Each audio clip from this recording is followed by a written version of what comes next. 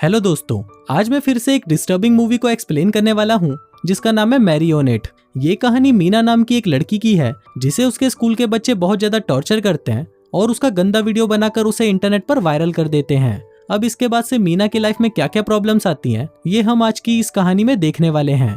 तो कहानी शुरू होती है और हम मीना नाम की एक लड़की को देखते हैं जो एक हाई स्कूल स्टूडेंट है। इसने अभी अभी स्कूल में एक बॉयफ्रेंड भी बना लिया है जिसका नाम ली है और वो स्कूल का सबसे हैंडसम लड़का है। मीना अपने आप को सबसे लकी समझती थी क्योंकि स्कूल का सबसे हैंडसम लड़का उसका बॉयफ्रेंड था।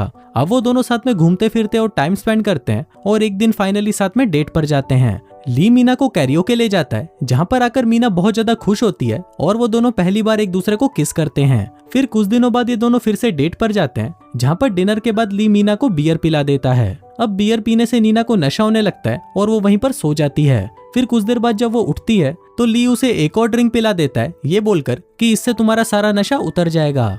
लेकिन उस ड्रिंक को पीने के बाद नीना को चक्कर आने लगते हैं और वो बेहोश हो जाती है। फिर कुछ देर बाद जब इसकी आंखें खुलती है तो इसके बॉयफ्रेंड ने उसको बांध रखा होता है। वो उसकी वीडियो बना रहा होता है और तभी वो अपने कुछ फ्रेंड्स को बुलाता है जिन्होंने अपना फेस कवर किया होता है और फिर वो लोग नीना के पास आकर उसका मुंह बंद कर देते हैं और उसके साथ वो सभी चीजें करते हैं जो उन्हें नहीं करनी चाहिए थी।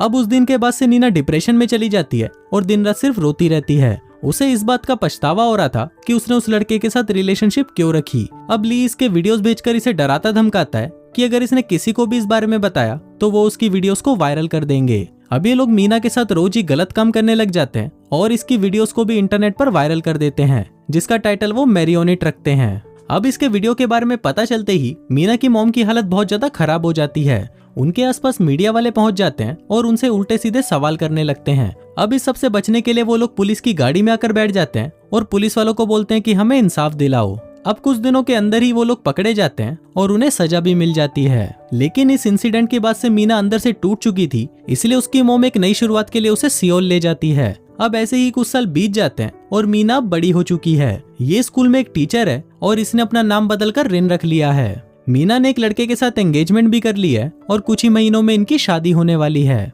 फिर एक दिन रिन स्कूल के ऑफिस में लेट नाइट तक काम कर रही होती है और काम करते वक्त वो वहाँ पर रखी हुई कॉफी को पीती है और वहीं पर ही सो जाती है। फिर सुबह होते ही इसकी क्लास का एक लड़का इसे उठाता है और इस लड़के का नाम जिन होता है।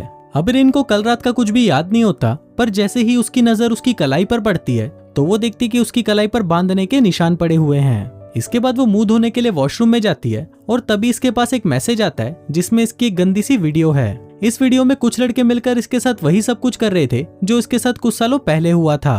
अब ये देखकर रिन रोने लगती है और उसे उसका पिछला सब कुछ याद आने लग जाता है, लेकिन तभी ये इसे इग्नोर कर देती है और इसे भुलाकर आगे बढ़ जाती है। फिर एक दिन जब ये अपनी फैमिली और फियोंसे के साथ डिनर कर रही थी तभी अचानक इसे बहुत सारे मैसेजेस आने लग जाते हैं। उन मैसेजेस में इसकी गंदी फोटोज और वीडियोस होते हैं और इन्हें भेजने वाला अपने आप को मास्टर बताता है। इसके बाद मास्टर उसे कहता है कि अब से मैं जो बोलूंगा तुम्हें वही करना होगा, नहीं तो मैं तुम्हारी वीडियोस को वायरल कर दूंगा। अब ये देखकर रिन बहुत ज्यादा घबरा जाती है और पूरी रात सो नहीं पाती। फिर अगले दिन क्लास में पढ़ाते हुए भी उसे एक काउंटडाउन आता है जहाँ पर पूरी क्लास इसकी फोटोज और वीडियोस को 10 सेकंड के अंदर देखने वाली है। ये देखकर रिन बहुत ज्यादा डर जाती है और सारे बच्चों को अपना फोन अंदर रखने को कहती है, लेकिन कोई भी इसकी बात नहीं सुनता और सभी के फोन पर एक साथ रिन की फोटोज और वीडियोस आ जाती हैं। लेकिन तभी रिन को पता चलता है कि ये फोटोज उसकी नहीं होती बल्कि उसकी क्लास की एक लड़की की होती है जिसका नाम सेजंग है और वो जिनकी गर्लफ्रेंड है। अब ये फोटोज बहुत ज्यादा गंदी होती है जिसको देखकर रिन को भी बहुत बुरा लगता है। इसके बाद रिन उसी पुलिस इंस्पेक्टर को कांटेक्ट करती है जिसने सालों पहले इसका केस हैंडल किया था, लेकिन अब ये इंस्पेक्टर रिटायर हो चुका था इसलिए वो रिन की कोई भी हेल्प नहीं कर सकता था। इसके बाद रिन सेजंग से मिलने उसके पास जाती है और उसे संभालते हुए कहती है कि तुम चिंता मत करो, सब कुछ ठीक हो जाएगा। फिर कुछ देर तक बातें करने के बाद सेजंग फाइनली रिन को बताती है कि कुछ दिनों पहले वो अपने बॉयफ्रेंड के घर पर उसके साथ मस्ती करने गई थी, लेकिन वो वहाँ पर उसकी गंदी गंदी वीडियोस बनाने लगा। फिर कुछ दिनों बाद उसने उसके कंप्यूटर में देखा कि वहाँ पर बहुत सारे फोल्डर हैं जिसके अंदर अलग अलग लड़कियों की गंदी फोटोज और वीडियोस पड़े हुए हैं। अब ये देखकर सेजन ने गुस्से में आकर सब कुछ डिलीट कर दिया, लेकिन इस बात का पता जब उसके बॉयफ्रेंड को चलता है तो वो उससे बहुत ज्यादा गुस्सा हो जाता है।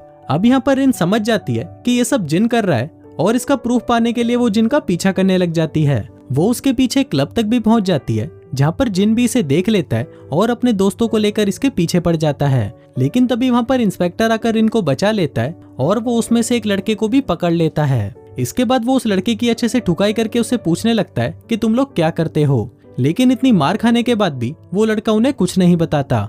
अब यहाँ पर इन दोनों को कुछ भी समझ नहीं आ रहा होता कि इस प्रॉब्लम को कैसे सॉल्व किया जाए। तभी रिन अपने मोबाइल में कुछ देखती है और वहीं पर बेहोश हो जाती है। फिर जब इंस्पेक्टर उसका फोन देखता है तो उसे पता चलता है कि उन्होंने रिन की बहुत गंदी गंदी फोटोज और वीडियोस इंटरनेट पर वायरल कर दी है और सभी लोगों ने इसे देख भी लिया है। अब इस सबसे रिन अंदर से और भी ज्यादा टूट जाती है क्योंकि अब उसका सब कुछ खत्म हो चुका था। वो अपनी जान देने की कोशिश करने लगती है, लेकिन तभी मास्टर का उसे मैसेज आता है जो उसे कहता है कि हमने सेजंग को पकड़ कर रखा है और साथ ही वो उसे उसकी फोटो भी भेजता है। इसके साथ वो उसे एक एड्रेस देता है और उस एड्रेस पर आने के लिए बोलता है। अब ये देखकर रिन उस जगह के लिए निकल जाती है और साथ ही वो इंस्पेक्टर को भी कॉल करके वहाँ पर बुला लेती है।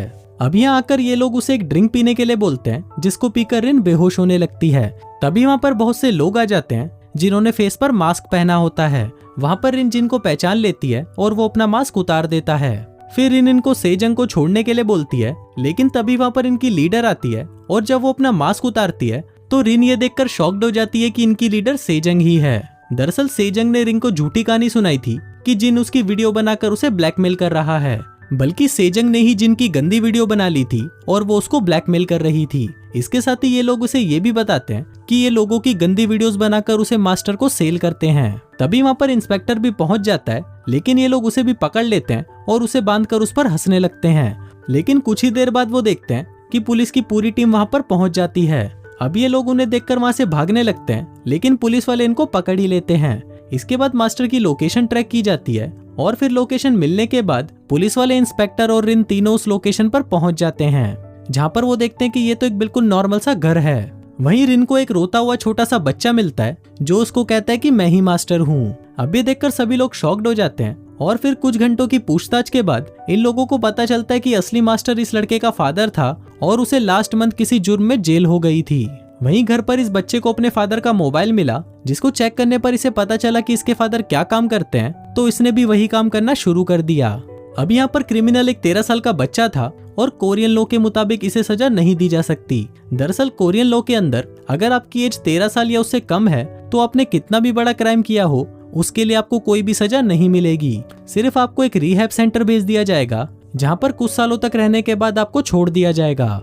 इसके बाद हम रिन को देखते हैं जिसकी लाइफ वापस नॉर्मल हो जाती है। वो स्कूल में बच्चों को वापस पढ़ाने लगती है और कुछ ही महीनों बाद उसकी शादी भी हो जाती है और इसी के साथ ही ये फिल्म यहीं खत्म हो जाती है। दोस्तों, आपको ये वीडियो कैसा लगा मुझे नीचे कमेंट करके जरूर बताना, और अगर आप ऐसे और भी वीडियोस देखना चाहते हो तो प्लीज इस वीडियो को लाइक करके मेरे चैनल को सब्सक्राइब कर लेना। मैं मिलता हूँ आपसे अगले वीडियो में, तब तक के लिए बाय।